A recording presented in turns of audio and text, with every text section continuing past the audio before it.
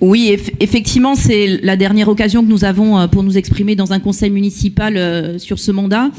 Pour le groupe Saint-Étienne Demain, à part notre collègue Pierrick Courbon qui n'est plus dans cet hémicycle maintenant, dans cette assemblée maintenant, nous sommes tous des nouveaux élus. C'est la première fois que nous sommes engagés, que ce soit Laetitia Valentin, Ali Rasfi, François Boyer ou moi-même, à travers un mandat électif. Nous sommes toutes et tous issus de l'engagement associatif. Et pour le coup, alors je terminerai sur une note optimiste parce qu'effectivement,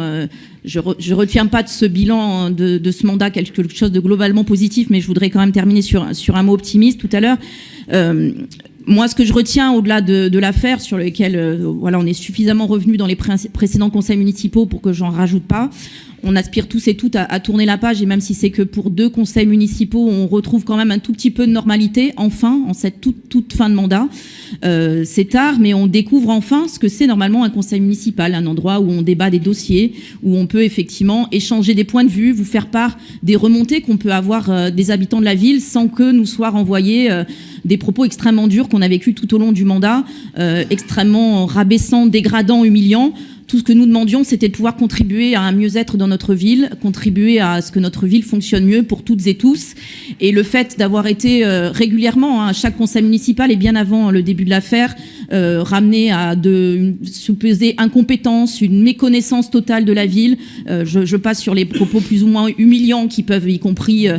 s'attaquer à notre personnalité, à notre voix, à notre regard. Voilà, des choses extrêmement personnelles parfois. Je pense qu'il faut retenir de ce mandat, collectivement, qu'on soit dans la majorité ou dans l'opposition, ce genre de choses ne servent pas à la démocratie. Parce que si on veut que tout le monde puisse à un moment donné pouvoir servir sa ville, servir son collectif, il faut que tout le monde se sente légitime à le faire. Et qu'il n'y ait pas celles et ceux qui sont du bon côté du manche, qui peuvent se permettre de donner des leçons, de rabaisser les autres, parce qu'ils ont la chance de pouvoir s'appuyer sur des gens extrêmement compétents, qui sont les services de la ville, des fonctionnaires territoriaux qui peuvent effectivement, et heureusement qu'ils sont là, apporter une expertise et une technicité que nous ne sommes pas censés avoir en tant qu'élus, et surtout pas en début de mandat.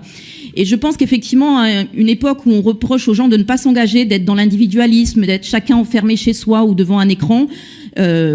taper, je le dirais comme ça, sur des gens parce qu'ils ont le malheur de ne pas s'engager du bon côté de votre barrière, c'est quelque chose qui ne renvoie absolument pas une bonne image. Et on le voit d'autant plus que, et c'est là que j'arrive vers une conclusion plus optimiste, qu'en cette fin de mandat, on voit toute la différence. Et le dernier conseil municipal a été à la fois plus court, plus constructif, intéressant. On s'est senti enfin utile pour notre ville. Ça ne veut pas dire qu'on ne l'était pas avant, c'est simplement qu'on n'avait pas en face de nous des personnes en capacité de nous entendre.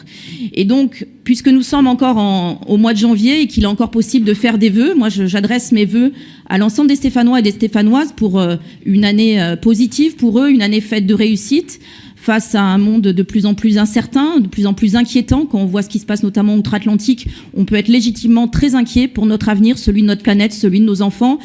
Et moi, j'invite toutes celles et ceux qui veulent s'engager à le faire, que ce soit à travers des associations, des syndicats, des collectifs ou même la vie politique, et que ce qu'ils ne disent pas, c'est que c'est normal d'être abaissé, de faire face à de la violence, voire à des pratiques sur lesquelles je ne reviendrai pas, mais complètement inacceptables, et leur dire qu'effectivement, c'est notre devoir à toutes et tous de contribuer à ce vivre ensemble.